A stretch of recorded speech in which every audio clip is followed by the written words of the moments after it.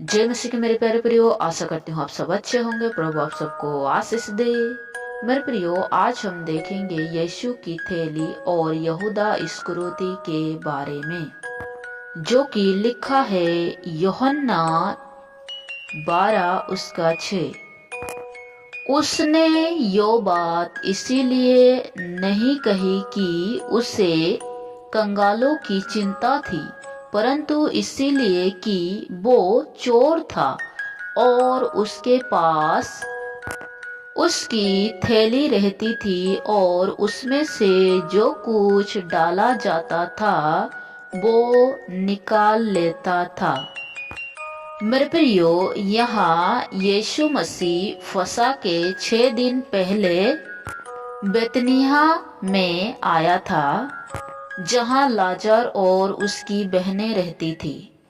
तब मरियम ने यीशु मसीह पर इत्र लेकर यीशु के पाँव पर डाला और अपने बालों से उसके पाँव पूछे। इसके बाद जो 12 चेलों में से एक था, जो यीशु मसीह को पकड़वाने वाला था, यहूदा इस्करियोती, वो यो कहने लगा कि यो इत्रो तो 300 दिनार का है, इसे तो हम बेच भी सकते हैं और इसको बेचकर हम कंगालों को दान कर सकते हैं, उन्हें खाना खिला सकते हैं। मेरे प्रियो, यहाँ यहूदा इस्करियोती को अपने मन में लालच आया, क्योंकि वे चोर था।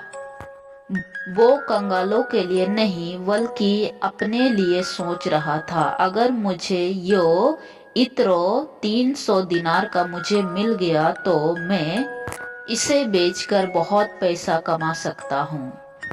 इसीलिए उसने कंगालों की बात कही। और मेरे प्रियो, जो यीशु मसीह के पास थैली रहता था, अगर वो इत्र मरियम उस थैली में डाल देती तो बाद में यहूदा इस्करियोती उसे निकाल कर बेच देता और बहुत पैसा उसके पास आ जाता। वो यो इसलिए करता क्योंकि वो चोर था। जो कुछ उस थैली में डाला जाता वो उसमें से निकाल लेता था। लूका रचित सुसमाचार उसका 22 का 35। फिर उसने उससे कहा, जब मैंने तुम्हें बटुए और झोली और जूते बिना भेजा था तो क्या तुमको किसी वस्तु की घटी हुई थी? उन्होंने कहा, किसी वस्तु की नहीं।